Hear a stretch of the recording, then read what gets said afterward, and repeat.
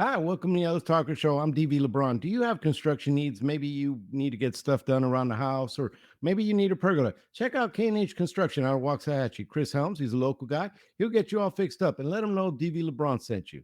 Today, my very special guest is Mr. Tom Sauer. How are you doing, sir? Doing great. Hey, thanks, DV. Appreciate you having me on. He is the founder of, of Miramar Health, and he, just like a lot of veterans that I've had on this show, he got out of the service and decided he wanted to help society, help the world, and help his brothers and sisters in arms with mental health. So he started Miramar Health. He was EOD. He did a lot of high-speed stuff, served his country, albeit as an officer. I won't give him too much crap about that. But I thank you so much again for coming on the show, sir, and thank you so much for your service. It's very kind of you. Appreciate it. Also, a caveat, I was an enlisted guy first. So I started off as a enlisted Marine, actually. Yeah, I was a rifleman, so I joined the military right after high school. So actually, it's a good intro because my dad struggled with drugs, alcohol, depression, anxiety, standard. And honestly, I'm not going to say that my situation is unique. We all know somebody. I'm sure you do, folks, in your personal life, either your family, people close to you, and probably everyone watching this, listening to this, knows somebody like that. And so obviously, so my situation wasn't terribly unique, but about 5 days before I graduated from high school and 3 weeks before I left for the Marines, my dad died of a meth overdose. And this was this is 1999, so the late 90s. He was living out in Barstow, California, in the desert. It's what's going on around there. Yeah. So that was pretty rough on me, obviously, just naturally. But then 3 weeks later, my ass got kicked into adulthood. I joined the Marine Corps right then and there, and I spent 3 years in the Marines, rather. And then while I was in the Marines for those 3 years, I applied for a commissioning program. So then I somehow found my way into the Naval Academy in Annapolis, and it was a boyhood dream that I always had. And so I knew I couldn't get in out of high school. I was not in good shape. My grades weren't that great. So I was like, so I figured the way to try, if I could get in, is from the enlisted side. And thankfully it worked. Yeah. So I graduated there in 2006. Actually, we just moved in a new house. And so I'm still putting up all my crap. So I've got like my little, I love you all. I love you all. Yeah, I've still got a couple of things. I haven't put up my paddle yet or anything like that. But anyway. Yeah, I did that, and then I got a Navy commission, mostly because I was like a very bad midshipman. I wasn't the best. I was a very good Marine, but I was not the best midshipman. I didn't have the best grades, and then I started having fun. So I had maybe a little too much fun. So I had to spend a lot of time on restriction, and when you get in trouble, it's like getting grounded. Spent a lot of time doing that. I even had to go stand in front of the admiral a couple of times and explain to him why he should let me graduate. That was fun, but that's okay. It's mostly harmless stuff, nothing too crazy. It's mostly drinking and just like drinking when I'm not supposed to and partying. It was like nothing crazy. But then, so then I got a Navy commission and then drove ships for a few years first because I didn't have the highest class rank at Naval Academy. So surface warfare chose me. So I got, I think the third or fourth to last choice of assignment, which was a amphibious assault ship called USS Kearsarge out of Norfolk. I know. I've heard of it. Yeah.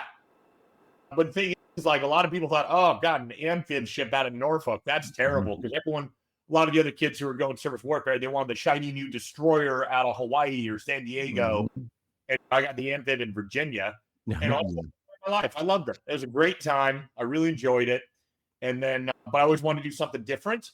I knew that, so I enjoyed my time as SWO, but then surface warfare officer, driving ships. So I applied to EOD, and in 2008, late 2008, early 2009, got accepted. Started EOD training in 2009, so that's dive school, EOD school, bomb disposal school, and then airborne training, and then some shooting schools, and some more shooting schools, and some more blowing things up schools. And I was out in Guam, actually. You know, what's funny, man, is I know I was hearing about your day job, and it sounds crazier than mine, but my my job was out there in Guam. I thought I was going to be going to Iraq all the time. Mhm. I've only had in my career, I've only had one stint in Iraq, and it's pretty uneventful, to be honest. Mhm. I was one of the few guys who didn't go to Afghanistan, which I know it sounds weird because why we all joined, that's where the fight was. But I got sent to the Western Pacific, kind of, not because I asked to, because they sent me. A lot of things I got sent places, not where I wanted to go. But anyway, so I went out there and I did a ton of great stuff out there because I look at, especially the Pacific is really the future. It's beautiful. It is, but it's also, that's where we really got to, as a country, as far as the military goes, we really need to focus on that. Yes, sir. We need to get out of the desert and the mountains, so to speak. We're already out of there for the most part, but we're still a little involved. And we stay out of Eastern Europe, hopefully, and then, but we really need to focus on having a presence in the Western Pacific, East Asia, all that. So I had a really great time there. Did some really interesting things. Worked with a lot of partner nations, which was fun. I did things with the Indians, the Nepalese, the Filipinos, the Australians, the New Zealand, Kiwis, New Zealand, Malaysia, Singapore, Korea, Japan, a ton, all that stuff. Spent a ton of time out there. Really enjoyed it. And then when I got out, I wanted to do something different. But the reason I got out was mostly because unlike other jobs in the Navy, Navy EOD officers, and in a similar sense, the SEAL officers have a similar problem within their career, is that once you get to a certain point, like I'd say the mid-grade lieutenant or captain, which that'd be an 03. So basically when you're at about the 6 to 8 year point, right, as an officer, so you're kind of transitioning from being a junior officer to a mid-grade officer. Right around that point, you stop doing all the fun stuff. You're no longer jumping on planes, blowing stuff up with your friends, stuff like that. It's mostly all desk jobs, right? Where it's just PowerPoints and emails and spreadsheets and more PowerPoints and a lot of meetings, and you're in an office. That's kind of what it turns into. So unfortunately, after I did a couple of tours, did some really cool stuff. I was attached to Army Special Forces for a couple of years. Great stuff. And I got out. I'm like, I'm not really having fun anymore. So then I got sent on a staff job. The Navy, after my time in Guam, I went to San Diego, was stationed in beautiful Coronado. It's lovely out there. Out in San Diego. Worked for on a staff, worked for a Commodore and then for an Admiral. And then I figured I might as well try to do some education, some education. So then I got really lucky, and the Navy made a terrible mistake, and they let me go to business school. Whoa, wow. Yeah, so I did a part-time MBA program at UCLA. Like I said, I'm still putting up all my stuff. Yeah, but I did a part-time MBA program at UCLA, and then while I sit in the classroom there, I was like, there's only one other military guy there. But I'm looking around, I'm like, I'm not a genius or anything like that. I'm not super smart or anything like that, but I have a brain that works decently well. I'm like, I'm at least as smart as that guy over there. And that guy over there is making a lot more money than I am. He's got a lot more freedom over his life. He can just do things, right? He owns a company, he does all this stuff. And I'm like, why can't I do something like what he does, at least in something? So then afterwards I got sent. I was going through language school afterwards. I was going to learn a language, going to go back overseas to Thailand. And I was going through school for that. And then I found out that job went away. They took that job away. I was going to be staying in Pentagon again. It's more of the same. I'm like, screw it, I'm out. So I'd already fulfilled all my obligations. So I took a big risk because I was at 16 years of service. And everyone's like, you only had 4 more years. Why didn't 4 more? And you know what? I decided to take the chance. I bet on myself because I even did the math, and it's, hey, if I stuck around another 4 years, really like the key years, like your late 30s, early 40s, where it's like these are key times where you can really hustle. And so I decided to take that chance anyways, because if I did wait till my 20 years, I would still be an 04 because I was enlisted first. I did the math on the pension, and I don't think getting a check it come out to like $25,000, $30,000 a year pre-tax is really worth me putting in another 4 years. Let's take a chance. And it's want a little more freedom and make something more impactful. And I'll tell you what, I think today, my company, I'm not going to say me, but it's really the guys on my team, are doing something that's way more impactful, and I think way more important than anything I did in the military or anything like that. So our company we're our Miramar Health. We have a parent company, which is me. I'm the parent company, but it's called Miramar Health. And we do very intensive mental health treatment, addiction treatment exclusively for veterans, for the VA. We're what's called a community care provider. So if you've ever worked with the VA, some of your audience has had worked with the VA. Occasionally, sometimes they can refer you out in town to contract providers, and that's what we are. If you're lucky. If you're lucky, yeah. That's part of that. That's how I started to get involved in politics, because I became my own lobbyist because I saw what the VA was doing. And it then became bigger than just me shilling for my own company, trying to get business for my company. It was really, it just came out, wait, this is way bigger than just me. You guys were dying and denied care. And it's really the boots on the ground providers at VA, the social workers, the nurses, the therapists, like those are great folks. Now, there's nothing against them. It's a bureaucracy. It moves slow. 100%.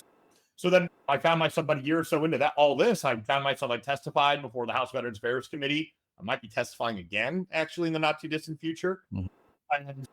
But all that really is about is getting veterans the care they need immediately. I'm not trying to say don't go to the VA, but if the VA is full, they shouldn't put you on a waiting list until a bed opens up for 30 days, especially when someone's in a mental health crisis or an addiction crisis. Like, you don't have days, you don't have weeks, you've got like hours, really. Because when somebody says they decide to raise their hand and say, hey, I need help, you grab that guy or gal, it's usually guys, you grab that guy by the collar and you get them off the X, as we'd say, right? And get them into care. So that's one thing I deal with the VA. But here's what's crazy. I don't know if you know this. Well, your audience probably doesn't know this. How many employees do you think the VA has?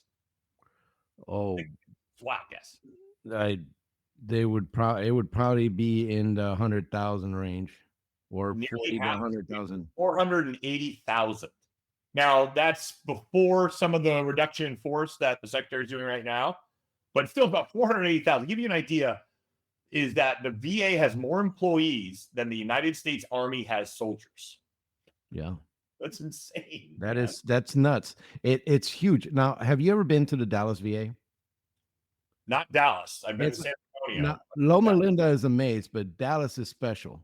I've been to Loma Linda, and Dallas is a special kind of animal.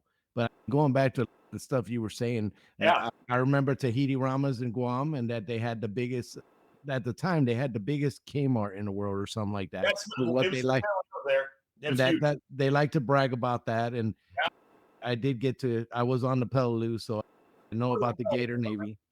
Yeah, I've been through that. But you saw a point in your career where it was time to go. I left at 10, and I had people tell me, dude, you're halfway there.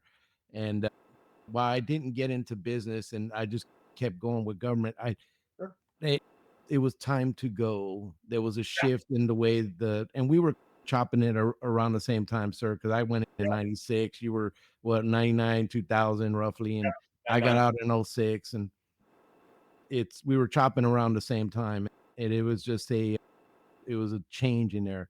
But you get out and you saw this need, because you had to have seen this need in our brothers and sisters in arms, because you could have went into anything. You went to UCLA, you got your MBA, you got your degree from over there. You could have been the stock trader. You could have been flipping houses. You could have been a lot of things. I know. But you decide you want to help brothers and sisters in arms. You're going up to Congress. You probably met my congressman, Jake Elzy. He's up there. And Elzy. I don't think I've met him yet. Okay. Fighter pilot. He's done a lot as far as the VA is concerned. He's big on veterans issues, but he was a brown shoe, complete brown shoe. Yeah. Sounds like Buzz Lightyear when he's talking. I do, but he's awesome. He's pretty awesome. He's been on the show a couple of times, but that's awesome. No, that's good. Yeah, you're right though. It was, I wanted to do something that was meaningful. I think that would help folks. And so you're absolutely right though. This is a crazy thing, but I've lost way more friends to addiction and suicide than I have to Al Qaeda, ISIS, Taliban combined. I mean that quite literally. And he asked a lot of folks, you might be the same for you or other folks who spent some time in, we hear it all the time, just hear, oh, another suicide or somebody lost touch, fell off the map, nobody can find them, they died. That's usually that's addiction or suicide. Sometimes it's hard to tell because sometimes it's suicide by overdose. A blurred line. We got what's what. So yeah, and that was something that we wanted to stop. And so we've treated a typical veteran who comes to us, it's not just like, oh, we give them a counseling session, send them on the way. No, they're usually coming and spending a typical like minimum 30 days with us, right? Where they come and stay with us for a while. And usually 60, 90, 120 or more. We do everything from the medical, especially if they're addicted, the medical detox, stabilization. Then we get them through the residential phase. And then, and then we offer some outpatient, some other services out there. And we hand them back off essentially in much better shape, typically back to the VA, but we coordinate work with them all the time. And if things like we've had some really good success stories, but one thing as well, man, that's really important is like nobody bats 1,000. We've had some sad cases too, obviously. And it's one of the things that's important is like, I'm a big fan. I watch Tucker Carlson a lot. There's a few times, and actually I've had the pleasure of meeting him a few times. Wow. And we text back and forth. It's really weird. That's pretty cool. Something I knew about, we'll talk back and forth. But he's gone on about treatment as far as like how it doesn't work. And I think he makes some good points. I mean that really sincerely. And there are also a lot of really corrupt treatment centers out there who just run sloppy programs or primarily concerned with charging the insurance companies and making money off of it. And frankly, in some cases, they're almost incentivized for somebody to relapse and to come back, which is, it's one of those things that we say, though, is that, we'd love to hear from you, but we hope to never see you again, so to speak. You know what I mean? No, Tom, I know exactly what you're talking about there because when a lot of guys that got out around the same time as me that I got to know, the VA at that time was throwing pills at you. Yeah. When you got out, they were throwing, oh, you got anxiety? Here's some Xanax. Can't sleep? Here's some Ambien. Need to go to this, that, the other. They were handing pills to you. And oh, you got some pain? Here's some oxycodone. Enjoy. Yeah. And then they found out, oh crap, there were people dying. So let me just pull that away. So then you had the addiction part. And some, when they couldn't get the drugs, they went to street drugs. So you had that. And then you had where there was a vet center. In my experience, I went to a vet center because I went through the tunnel. I went through a very horrible time in my life. And I would say it was about 8 years ago when I said no more. But it was, there was so many people that go through the tunnel and they go to this vet thing. And I went to a vet center and the guy didn't know that I was talking to, didn't know what he was doing. So some people are ready for exposure therapy. Right. Some people need help before they even get there. Maybe CBT. Not everybody's ready to just throw it right in front of my face and I wasn't. And that was one of those things where I spiraled after that very bad. And then the VA just threw, oh, you need Fexer, you need this, you need that, you need this. It was a very difficult time navigating the mental health through the VA. But I am just a small story, and so many of my brothers and sisters who went through that and didn't make it. They survived a war. Some of them did so much more than me. They did so much more, and they sacrificed so much more than me. And they got here and they couldn't live with the peace. They couldn't live with the quiet. And so places like yours, you're dealing with the addiction part, which there's many brothers and sisters in arms dealing with it. Why'd you decide to tackle that part? Because I know, like I said, there's a lot, but why did you decide to tackle that part? To steal the words from the president, I just want people to stop dying. Man. And we still get we get letters and emails and folks write back to us. I've had mothers write to us. Sometimes it's always weird that a lot of times they'll write it and address it to me, and I'm flattered by that, but I immediately scan that, send it out to the whole company, redact it as I need to, And I'm like, okay, I know this is addressed to me, but this is actually addressed to all of you guys, the staff, the team, the caseworker, the case managers, the therapists, the doctors, the nurses. Like, this is actually addressed to you, basically saying, one guy was really good.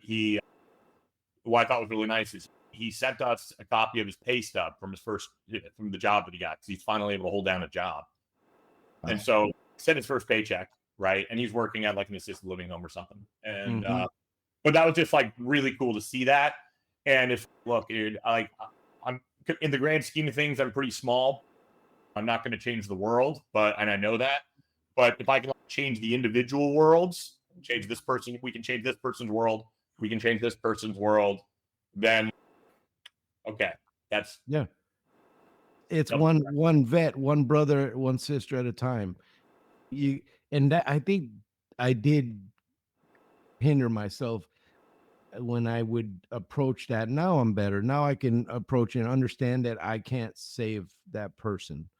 What I could do is try to help them a little bit, but I definitely cannot absorb their pain.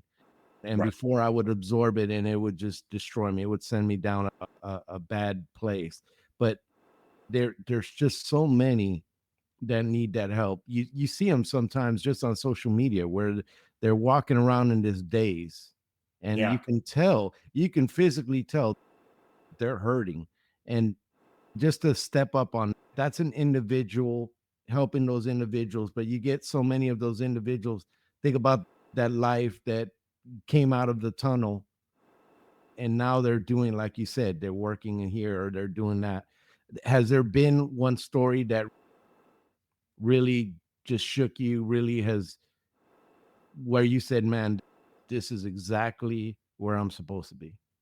Yeah, I would say one of them as well. There's a guy, his name is Paul. Leave it at that. This guy was an exceptionally accomplished man, because also it's really interesting. We run the full spectrum. We used to have some folks that you would define as exceptionally high performing human beings, like through the roof. Yeah. And we have other guys, to be completely honest, it's like fairly low performing, have a hard time holding a job, not that bright. I mean, just being honest, like just in general. And then you throw some drugs and alcohol in there, and it's all over. Because sometimes for some folks, hey, what's their idea of success? Sometimes just success means they're alive, they're sober, right? They have a job, they can pay the rent. And then from there, it's like maybe they can start like reconnecting with their family, right? Maybe they can meet somebody, have relationships, build their life up again. And sometimes that's success. And then so that's what on the lower end of like the agency performance spectrum, depending on how you define that. But on the one guy, Paul, this guy was an all-American linebacker at Stanford. Then he went to Stanford Law School. Then he also joined the Marine Corps Reserve, and he was a Cobra pilot, flew attack helicopters for the Marines, flew in Desert Storm back in 91. Then he was in the reserves, was a successful lawyer in California. He was an assistant district attorney, did really high-powered stuff, but he's still in the reserves. So then when, Iraq Part 2 happens, when in 2003, he went over there. He had a bad crash, apparently, or a bad incident. I didn't really get all the details or anything like that, but he got a pretty severe TBI, traumatic brain injury. And when he came back from that, afterwards, he went back home and was practicing law, and he was not the same person after that. And it happens, right? Some guys get TBI, their personality changes completely, became a raging drunk, lost his law license. Apparently, I think there's even a couple like cases that got overturned because of him, all sorts of stuff. And then drank himself to death over a period of a few years. And then by the time we got to him, he was out in the California desert. His estranged wife ran him down, and we found him, and he was about to get evicted from a small house out in the desert. And when our team got to him, somebody made a phone call. They called the VA Loma Linda. They were able to get the referral, and they came in the house. He was just surrounded by empty beer bottles and filth, and he looked like a bag of bones. And he was probably by then weighing 140 pounds when the guy should be close to 200. And he looked like he was like 90 years old. Turns out he's only like in his mid 50s. Yeah. And spent, I think, 4 months with us. And then you get to see over time, you stop by and visit him, and also you see the life and the color. come back to him, and he's reading books, and he's almost like, and he's quite the scholar as well. So he ends up like holding court with everyone, becoming a tutor, helping other veterans like for their GED exams and all that other stuff. I mean, it was just awesome. So seeing a case like that, and then he still has his demons, of course, who doesn't? And then reunited with his wife. And last I heard, like I said, we love hearing from him. We never want to see you again. Last I heard, he's doing well, and I hope that he still is. One other case that's actually pretty wild, and I actually have permission to show this to you because we got a release. He gave a full public release of this. I love doing the before and afters here, right? So I'll show you a couple of these here. You'll bear with me. Oh, that's fine. I'll hold it up to the camera, but one guy right here. So I'm going to show you. I can share his name, but I won't share his name. But we do have his picture, and he signed a full release, so I feel comfortable saying this because okay. See that guy right there? Wow. That was back in February, right? Looked pretty rough. Here's him in April. Oh my God. Do that again. Before, after. Now, I'm not trying to say this is a glow up, so to speak, or like you're getting a makeover. It's not about that. Glow up. You know what I mean? Yeah. If you met that guy in the after picture and he showed you his before picture, I'd be like, oh, is your dad dying of cancer? Going through chemotherapy right now? Because that's what you would have thought. That's cool, right? And like that sort of thing is great, and people just get life back in them. You just really do see just the color. Their eyes are different. Just have life in their eyes. I mean, some people when they come to us look like zombies. I mean, For me, now, I don't know if you incorporate this in your treatment, but for me, and I don't shy away from this, for me, it was God. I needed God. I needed Jesus Christ. I needed that in my life to get me through my tunnel. And the deal I made with him was that if he repaired me, repaired my life, repaired my marriage, I would never ever turn from him. Now, that's not to say that I didn't have a beautiful person down at the VA down in Waco who really helped me get through a lot of things and at least learn the techniques, CBT, grounding, those kind of things. I'm not saying that there haven't been those persons, but that was the multiplier. The multiplier for me was God. Folks, guys, sisters, if you are hurting, I don't care how you get there. For me, it was faith. You get there how you get there. I don't care. Just get there. Do not quit. You can't end it. We need you there to be a voice. That said, is that kind of, do you incorporate maybe even if it's a bland part of like just a generic type faith thing in there? What's that program look like? Right. No, you're absolutely right. What we actually do whenever they come to us, we really try to tailor it to them. Like when we're doing our assessment, we learn and really we care about what works. For many of them, I'd say most of them, it's going to be at least somewhat faith-based. For a lot of folks, look, one of the programs that when especially come for talking addiction that consistently works if you work it really is 12-step, right? Which is tough. And it's really hard, right? But it does seem to work, which also requires you to have a belief in a higher power. But no, for me, I'm a Christian, I'm Catholic, but obviously just because of the nature of our program and our funding, we cannot be explicitly those things. My staff is not, in our mind, the way we look at it. It's interesting too, because my business partner is also is facing a big part of his life. He's an evangelical, Protestant evangelical. I'm the more Catholic guy. Yeah, no, I get it, but we get along great. We're in different rooms of the same house. The fight happened a long time ago. We're good now. Yeah, so as C.S. Lewis says, different rooms in the same house. But anyways, that is a big part we offer. But the way we look at it is like, look, we're here to save your life, keep you alive. And then maybe hopefully along the way, you'll find God. But also, again, that's a very personal thing. Us foisting it upon them, like shoving a Bible in their face is you might actually get the opposite effect, right? When you do that. But no, for me, it's a big part. It's one of the things I think about as well is my father, who did, like I said, die of an overdose, but later in his life, he did become pretty devout in his faith. He's as Catholic as well. And I remember he actually, so much so, before, like, only about a year or two before he died, he took a pilgrimage to Jerusalem. I think that was his trying to get away from it and then come back, and he relapsed, went away. And when he came back to Jerusalem, he gave me this rosary, and I still have it. It's on my desk. I pray it. And obviously, I know this isn't for everybody, but this is for me. But he gave that to me. It's one of the few things I have still to remind me of him, like physical things. That's beautiful. Yeah, so that's a big part for me, man. But again, like, we certainly don't discourage it. If anything, we encourage it, but we're not there to foist it upon people. There's it depends who you talk to, though. Right. What keeps them alive, keeps them sober, keeps them healthy, and what works. So it's crazy, our similarities, sir. My dad was a Marine, Vietnam. Okay. He came back with the needle habit, and while he did kick it for a little while, he could never get through those demons, and eventually it led to his death. Yeah. And so I lost him early.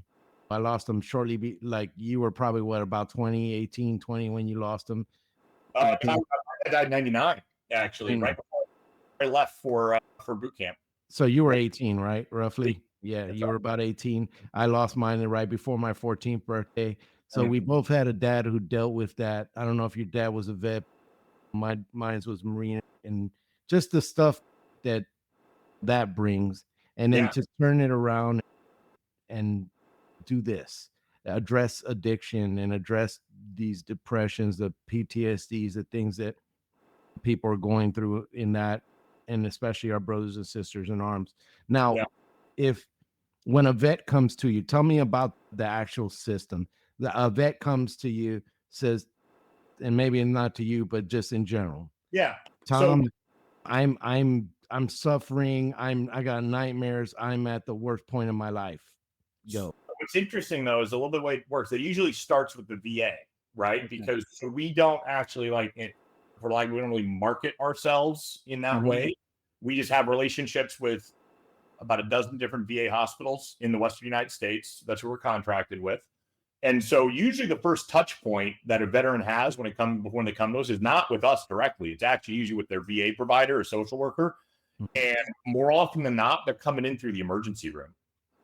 As in, they overdosed and survived, or they had a pretty severe incident, or their addiction is so bad, their mental health is so bad, they are indigent, right? Or they're homeless or semi-homeless and whatnot. So it's usually a social worker that is talking first, and then they reach out to us, those social workers do, the VA does, and then we do an assessment, we just share some basic information, say, okay, we'll bring them in, we go get them usually, and sometimes we send one of our team. If they're from like San Francisco, we get a number from San Francisco, we fly a guy up there, picks him up at the hospital, flies him down, and then but we've gotten guys from Montana, we've gotten guys from Washington State, got one from Hawaii.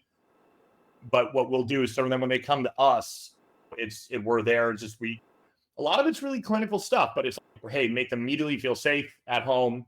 We go through their basic assessments, then that's all the medical stuff.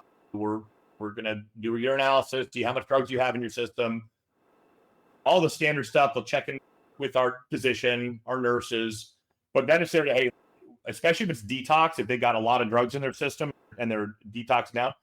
Honestly, we don't do not a whole lot of therapy. You're in detox. You're here to chill out, eat, sleep, clean, and just ride it out. And we can prescribe them meds that will help them ease the withdrawal, especially if you're talking opiates and whatnot. So to help them through that, because it just becomes a miserable experience. But some folks have really severe alcoholism, like they need meds to get detoxed out. If you really badly enough, your alcohol withdrawal can kill you. It will kill you, yes. So that's what that process is. And that's anywhere from minimum 3 days, usually could go all the way up to 10 days, depending on where they're at, and they're a little more stable. And then we start the therapy process from there. And so then that's individual therapy, group therapy. We've got all sorts of activities. It's usually tailor-made to our group, our cohort. We keep it really small. So what we like, the idea is that we don't have a big hospital. So we've got houses in Southern California, like nice houses, nice neighborhoods, get along with the neighbors. no problems, anything like that. But the thing is, it doesn't feel like they're in like a hospital. Like a lot of times if you're in like a psych hospital or you're like at a big VA hospital, there's, how do you say this? Like a lot of fluorescent lighting and paper gowns and slippers. We do that. that. So that the idea being that when a guy, like I talked to one guy who's a former Army Ranger, and he said, I don't really feel like I'm in treatment. I feel like I'm in a house with my friends, and I made a friend, and we're just going through this process together.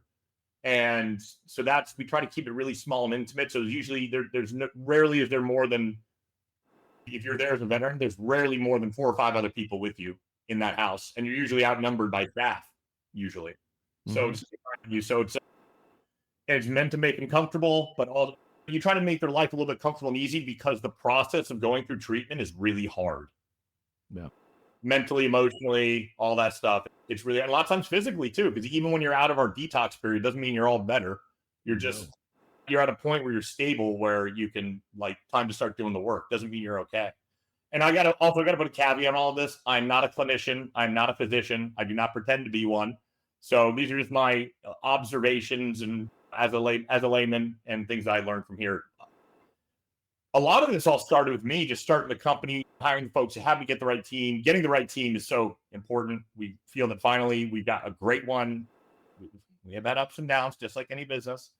And a lot of my time is actually now, as the founder and CEO, most of my time is focused externally from the company, kind of the way that, like, it's not like being the captain of a ship, where it's like the XO, the executive COO, they're the ones running the day-to-day. Mm-hmm. It's not the captain who's mostly focused with what's happening outside the ship. You're communicating to bosses, all that stuff. So a lot of my time is spent, frankly, on everything from like the accounting stuff, legal stuff, some marketing stuff, dealing with the government, maintaining relationships with like a lot of business type stuff, frankly. Like dealing with our big vendors, our billing company, some of our members of our PR team, folks we're working with in DC for lobbying and whatnot. So a lot of times, actually, for my time at least, is spent on that.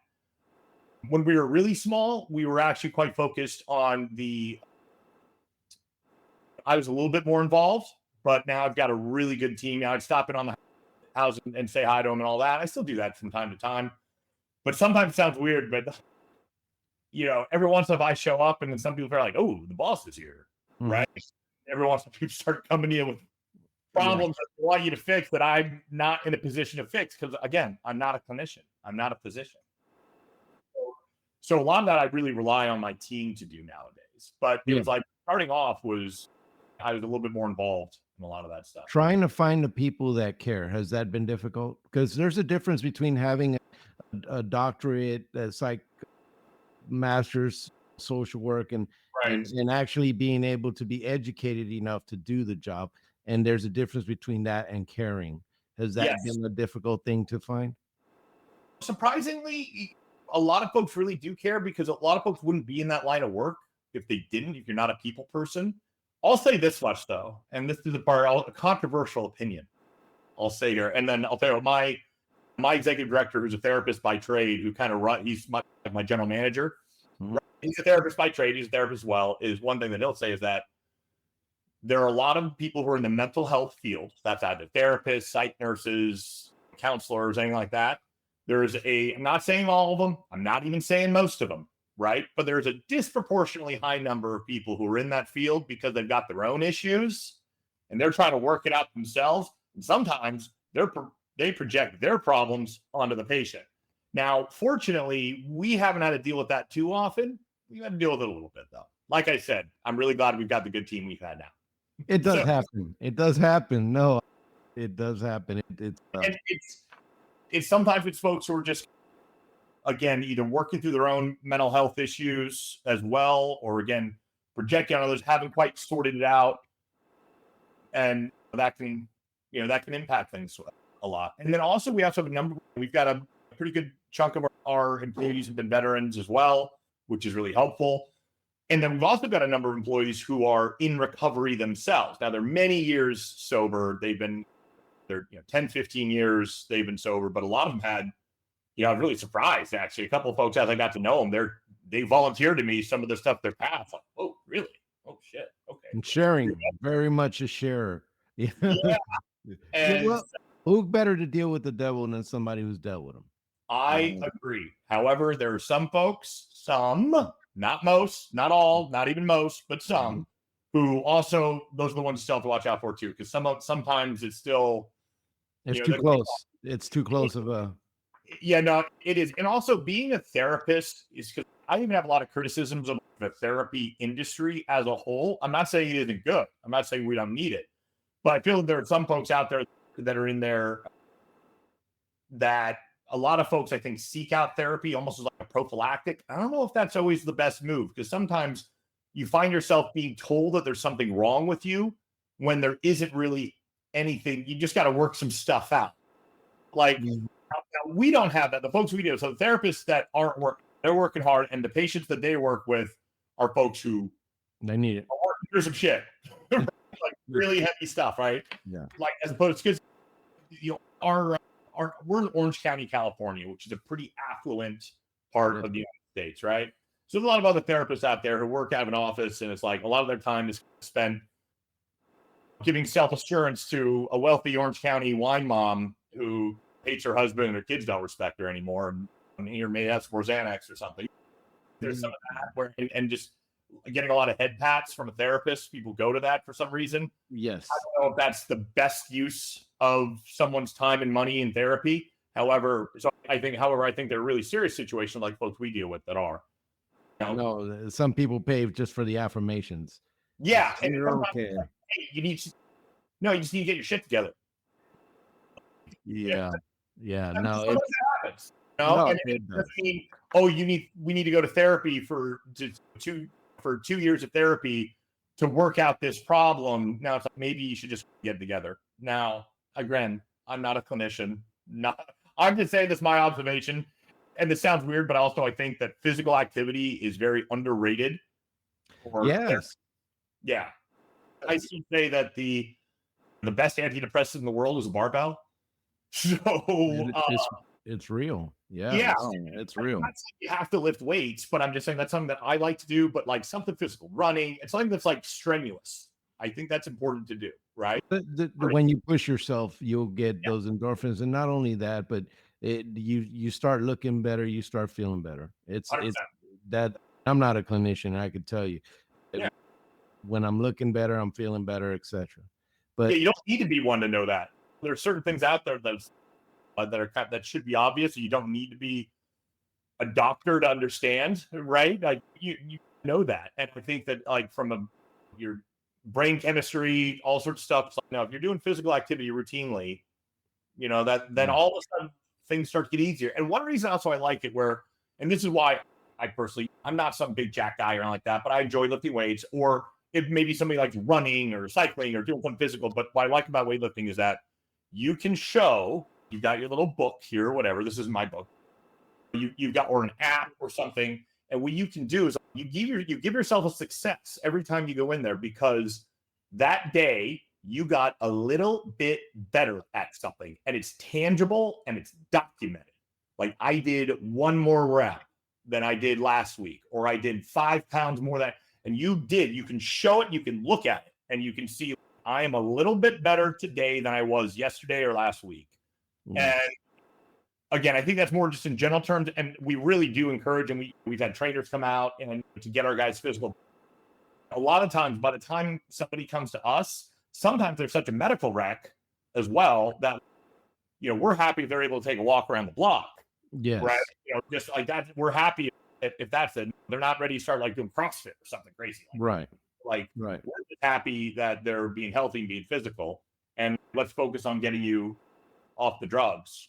So, is there any way that anybody could look you up and help? Is there anything that people can do to support what you're doing, and or maybe even if it's not you, it's supporting something in that realm? Sure.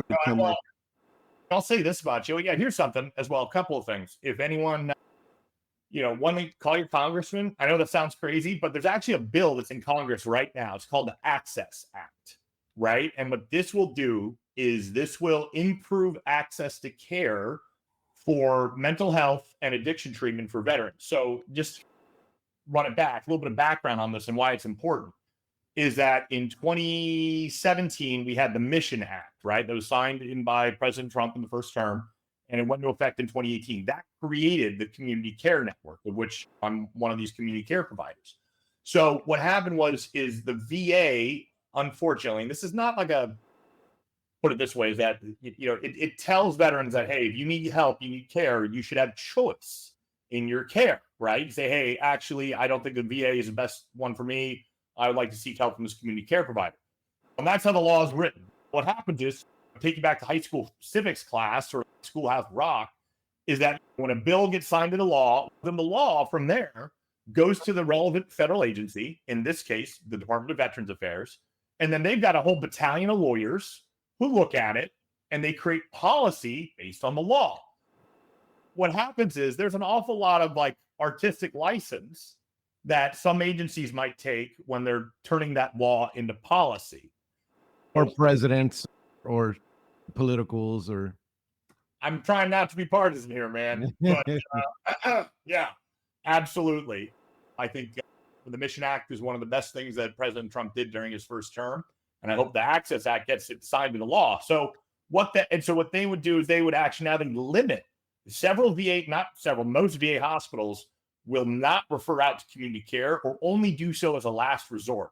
For example, I was on the phone today with a social worker at a large VA facility in the Western United States, not going to name names here, but a large one in a big city that you've heard of, that said to me straight up that we do not refer out to community care for our type of treatment, like very intensive mental health treatment and addiction treatment.